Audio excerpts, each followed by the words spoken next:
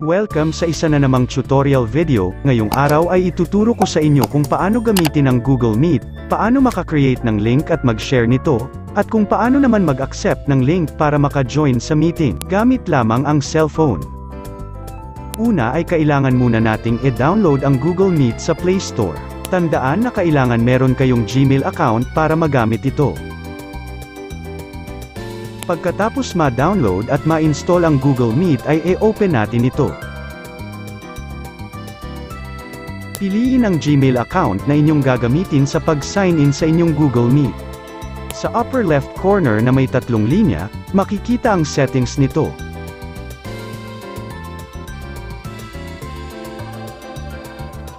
At sa may profile picture nyo naman sa may upper right corner, ay pwede kayong pumili ng Gmail account na gagamitin nyo sa meeting.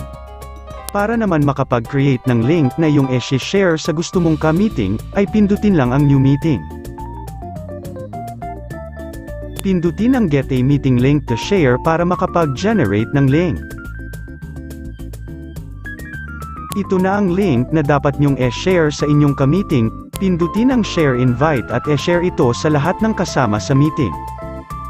Piliin kung saang platform i-share ang link. Ang sa akin ay sa Messenger dahil ito naman madalas na ginagamit na form of communication sa mga groups.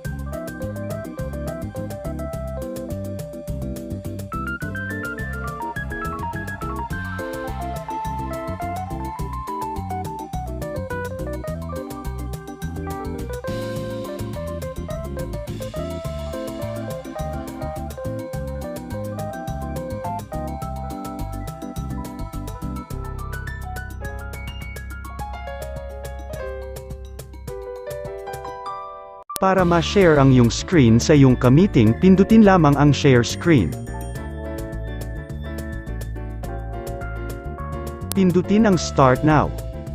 Dito ay naka-share na ang iyong screen sa iyong mga ka-meeting, hindi mo maaaring ma-open ang camera mo upang makita ang iyong sarili habang naka-share screen ka, at hindi rin makikita nang nag-join sa meeting ang iyong camera, tanging boses mo lang ang kanilang maririnig.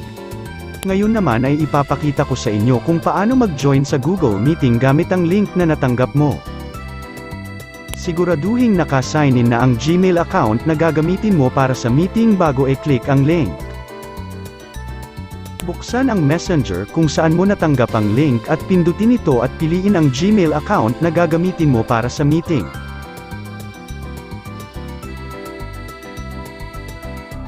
Ngayon ay nabuksan mo na ang iyong Google Meet. Para maka-join sa meeting ay pindutin ang Ask to Join.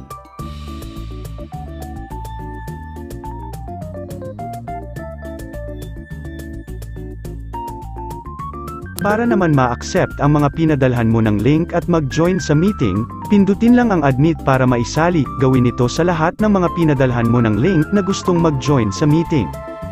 Ngayon ay makikita nyo, accepted na ang request ng taong nag-join sa inyong meeting, ngunit dahil sa cellphone lang ang iyong gamit sa pag-invite ng meeting ay hindi makikita ng mga nag-join ang camera ng nag-invite sa kanila, tanging ang camera lang ng mga nag-join ang makikita mo. Tanging boses mo lang ang maririnig ng mga nag-join sa meeting. Kung gusto mong makita ang camera mo ng mga nag-join sa meeting ay gumamit ka ng desktop or laptop. Mas advisable din na gumamit ng laptop sa Google Meet para mas ma-organize ang meeting, lalo na kung meron kang ipapakitang presentation sa inyong meeting. Kung gusto mo naman na pansamantalang hindi ka makita sa camera at pansamantalang hindi marinig ang iyong boses ay i-click lang ang camera at microphone icon para ma-disable dito. At kung nais mo namang ibalik ay i-click lang ulit para ma-enable. Hanggang dito na lang ang aking video, sana ay may natutunan kayo. Click lamang po ang subscribe at like button para sa marami pang tutorial video. Maraming salamat sa panunood.